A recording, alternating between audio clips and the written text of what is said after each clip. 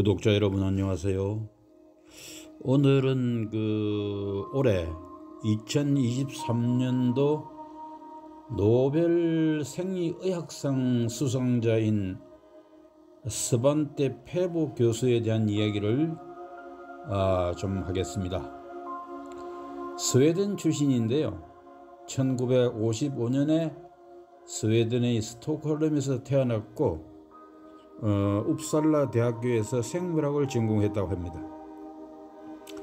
1986년부터 독일 막스 프랑크 진화 인류학 연구소에서 고인류의 유전체 연구를 수행해 왔습니다. 페보 교수는 고인류의 유전체를 분석하여 인류의 진화 발전에 대한 새로운 증거를 제시한 공로로 올해 노벨 생리의학상을 수상하였습니다.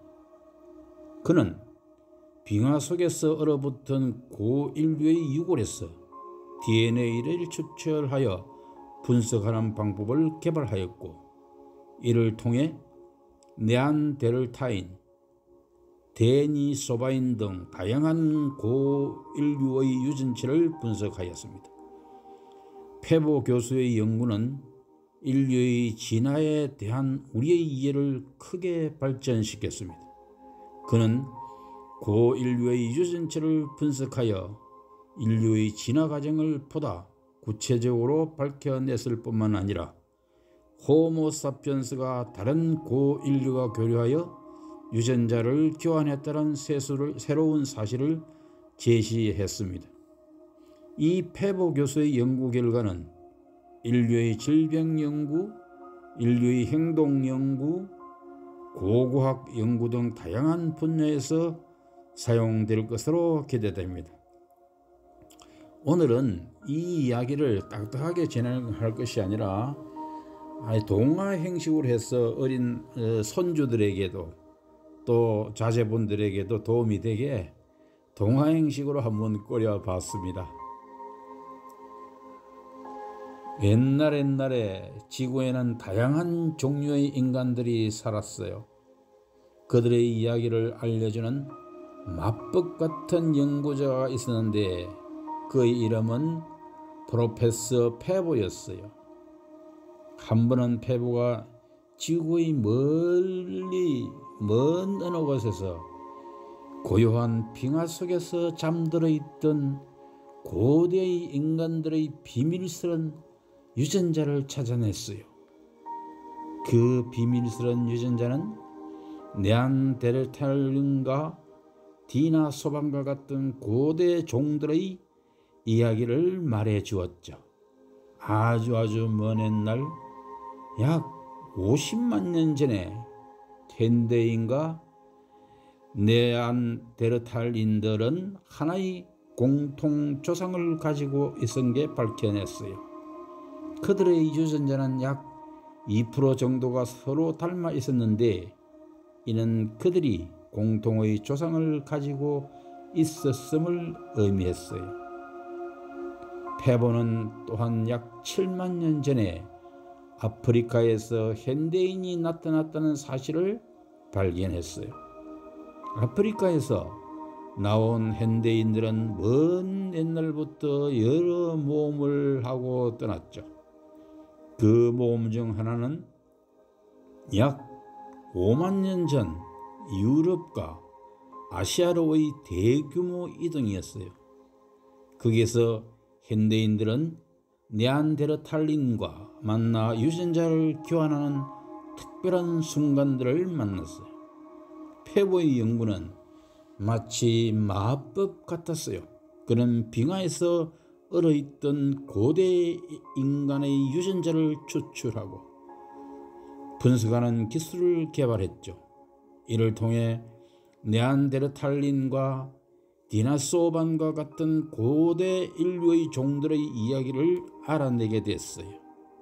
이 인간들의 모험은 옛날 약 200만 년 전에 호모소의 선조들이 아프리카에서 나타났을 때부터 시작됐어요. 호모 에렉투스는 약 100만 년 전에 아프리카를 떠나 아시아와 유럽으로 퍼져나갔고, 그리고 약 30만 전에는 현대인인 호모사피엔스가 아프리카에서 등장한 것을 알아냈어요. 그리고 이와 같이 마법 같은 6만 년 전 현대인은 네안데르탈린과 디나소반과 만나 유전자를 교환했어요. 그 뒤로 1만 년 동안 현대인들은 전 세계로 퍼져나가며 새로운 모험을 즐겼어요. 이런 멋진 이야기를 통해 우리는 폐보의 연구가 얼마나 중요한지를 알게 되었고, 그의 연구는 우리가 어떻게 질병을 이해하고 치료할지, 또 다른 동물이 어떻게 진화했는지, 인류의 역사를 어떻게 재구성할지, 그리고 인간 행동과 지성에 어떤 새로운 통찰력을 얻을지에 대한 기반을 마련했어요. 폐보의 마법 같은 연구는 미래에도 계속해서 유용하게 활용될 것으로 기대되어져요. 예를 들어 법의학에서는 고대 인간의 유전자를 추출해 범죄 현상에서 찾아진 시체를 식별하는 데 사용할 수도 있을 거예요. 또한 생태학에서는 고대 인간의 유전자를 분석하여 고대 인간들이 자연 환경에 미친 영향을 연구하는 데 사용될 것이고, 윤리학에서는 고대 인간의 유전자 분석이 인간의 기원과 인간의 진화에 대한 새로운 윤리적 고민을 야기할 것으로 예상되어져요. 이렇게 폐보 교수의 연구는 새로운 인류 진화 연구의 시대를 여는 것으로 평가되었어요. 그의 연구는 우리가 인류 기원과 진화를 어떻게 이해하는지를 더욱 깊이 있게 만들 뿐만 아니라 미래의 여러 분야에서 중요한 역할을 할 것으로 기대되고 있어요. 그리고 이 마법의 이야기는 끝나지 않았어요. 폐보 교수의 연구는 이학 분야에서도 큰 혁신을 가져왔어요.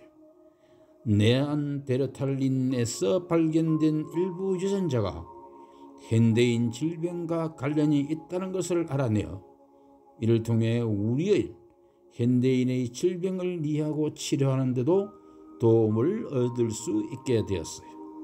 뿐만 아니라 생물학 분야에서도 폐보 교수의 연구는 동물들의 진화를 이해하는 데 도움을 주고 있어요. 다양한 종들의 유전자를 분석함으로써 우리는 동물 세계에서의 다양한 이야기를 알 수 있게 되었어요. 그리고 역사학에서는 폐보의 연구가 우리의 과거를 더 정확하게 재구성하는 데 큰 역할을 하고 있어요.